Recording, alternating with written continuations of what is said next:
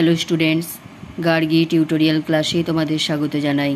দেখো, আজকে আমার আলোচ্য বিষয় হলো বর্ধমান ইউনিভার্সিটি 6 সেমিস্টার স্টুডেন্টসদের জন্য যারা ডিএসি 1বিতে হিস্ট্রি রেখেছো এবং সাম অ্যাসপেক্টস অফ ইউরোপিয়ান হিস্ট্রি এই বিষয়টি নিয়ে পড়াশোনা করছো। তোমাদের একটি গুরুত্বপূর্ণ সাজেশন এর আগেই আমি দিয়েছিলাম, সেখান থেকে অনেকগুলো প্রশ্নের উত্তর আমার দেওয়া হয়ে গেছে, আর কয়েকটাই মাত্র বাকি আছে। চলো দেখে নাও যে এখন কোন প্রশ্নের উত্তরটা দিয়ে দিচ্ছি। সেটা হচ্ছে এইটা, নেপোলিয়ান বোনাপার্টের পতনের কারণগুলি আলোচনা করো। নেপোলিয়ান বোনাপার্টের পতনের কারণগুলি আলোচনা করো। চলো দেখে নাও এটা।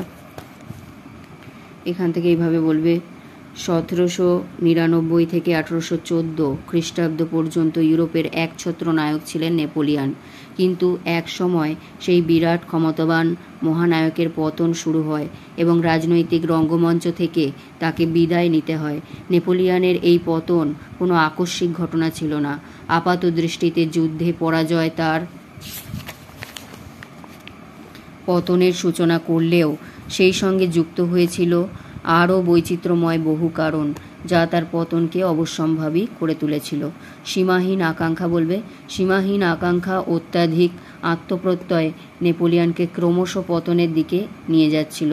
মার্শাল ফাসের ভাষায় তিনি ভুলে গিয়েছিলেন যে মানুষ ঈশ্বর নয়, ব্যক্তির ওপর জাতি, সমগ্র মনুষ্য জাতির ওপর নৈতিক নিয়ম আছে।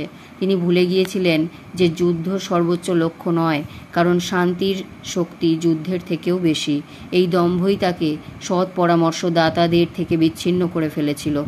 বাহিনীর বিজাতীয় চরিত্রের মধ্যে বলবে, তার ক্রমবর্ধমান সাম্রাজ্য ও ক্রমপ্রসারিত যুদ্ধের প্রয়োজনে ফরাসি বাহিনীকে বৃদ্ধি করতে হয়েছিল। সেক্ষেত্রে তিনি বিজিত দেশসমূহ থেকে সৈন্য সংগ্রহ করেন, ফলে ফরাসি বাহিনীর জাতীয় চরিত্র ক্ষুণ্ণ হয়। নানা জাতি নিয়ে গঠিত বাহিনীর কোনো রকম আত্মত্যাগের প্রেরণা ছিল না। তাছাড়া ক্রমাগত যুদ্ধের ফলে বাহিনী হয়ে পড়েছিল রণক্লান্ত। একই কারণে স্বয়ং নেপোলিয়নের পূর্বের মতো উদ্যম ও চিন্তার প্রখরতা ছিল না।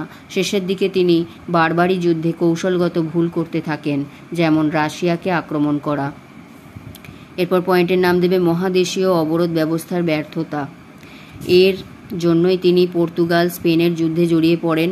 এর জন্যই তিনি রাশিয়ার আক্রমণ করে মহা ভুল করেন। এমনকি মহাদেশীয় অবরোধ ব্যবস্থার অবাস্তবতা ফরাসিবাসীকেও বিক্ষুব্ধ করে তোলে।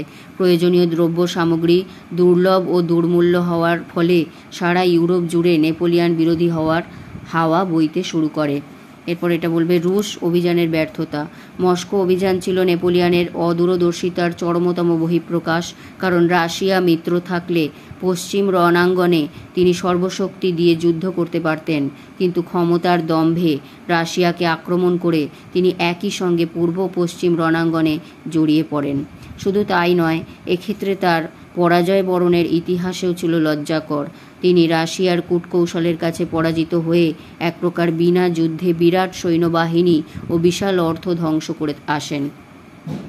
স্ববিরোধী নীতির মধ্যে বলবে হল্যান্ড, স্পেন, ওয়েস্টফেলিয়া এবং নেপলস প্রভৃতি একাধিক দেশে তিনি নিজ রাজবংশ প্রতিষ্ঠা করতে উদ্যোগী হয়েছিলেন, কিন্তু কোনো দেশেই তার শেকড় মাটিতে গভীরে যেতে পারেনি।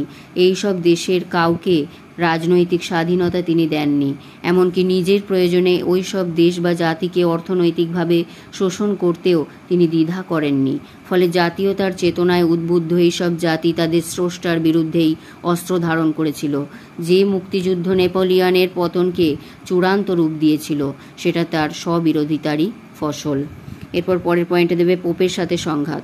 প্রথম কনসাল হিসাবে নেপোলিয়ানের পোপের সঙ্গে চুক্তি করে সেই ক্ষোভকে কিছুটা প্রশমিত করলেও সম্রাট হিসাবে তিনি পোপের রাজ্য গ্রাস করলে এবং পোপকে বন্দি করে ইতালি থেকে ফ্রান্সে আনলে অগ্নিতে ঘৃতাহুতির কাজ হয়। ধর্মপ্রাণ ক্যাথলিক সমাজ অনুভব করে যে নেপোলিয়ান ধর্মের শত্রু। ঐতিহাসিক টার্লে নেপোলিয়ানের পতনের জন্য তার ভ্রান্ত অর্থনীতিকে দায়ী করেছেন। নেপোলিয়ান বিজিত দেশগুলির অর্থব্যবস্থাকে ফ্রান্সের স্বার্থে নিয়োজিত করতে দৃঢ় প্রতিজ্ঞা ছিলেন এবং বিজিত দেশসমূহের উৎপাদন নিয়ন্ত্রণ করে ফ্রান্সের দ্রব্যের বাজার তৈরি করার প্রশ্নে তিনি ছিলেন অনড়। এই অর্থব্যবস্থা বিজিত দেশগুলিকে তার বিরুদ্ধে রুখে দাঁড়াতে বাধ্য করেছিল। তাই টার্লে মনে করেন স্পেন যুদ্ধ বা রুশ যুদ্ধ না হলেও এই অর্থনৈতিক ভ্রান্তি নেপোলিয়নের পতন অনিবার্য করে তুলল। এইভাবে নৈতিক, আর্থিক, সামরিক, মানসিক, শারীরিক, দার্শনিক এবং কৌশলগত নানান ত্রুটির সমন্বয়ে অনিবার্য পরিণতি স্বরূপ নেপোলিয়ন বোনাপার্টের মতো অভূতপূর্ব জনপ্রিয়, বন্দিত ও নিন্দিত রাজপুরুষের পতন ঘটেছিল। এই হচ্ছে প্রশ্নের উত্তর। খুবই ইম্পর্টেন্ট প্রশ্ন, নেপোলিয়ন বোনাপার্টের পতনের কারণ। এখান থেকে শুরু হচ্ছে। তাহলে এটাও দিয়ে দিলাম, আর খুব একটা বাকি নেই, আর 3-4টেই হয়তো বাকি আছে। তোমরা চ্যানেল ফলো করো, সমস্ত প্রশ্নের উত্তরই আমি দিয়ে দেবো সময়ের আগেই। যদি ভিডিওটি গুরুত্বপূর্ণ মনে হয় তাহলে একটি লাইক করে দিও, চ্যানেলে নতুন হলে সাবস্ক্রাইব করে নিও এবং বন্ধুদের মধ্যে অনেক অনেক শেয়ার করে দিও, যাতে প্রত্যেকে উপকৃত হয়। দেখা হচ্ছে পরবর্তী ভিডিওতে।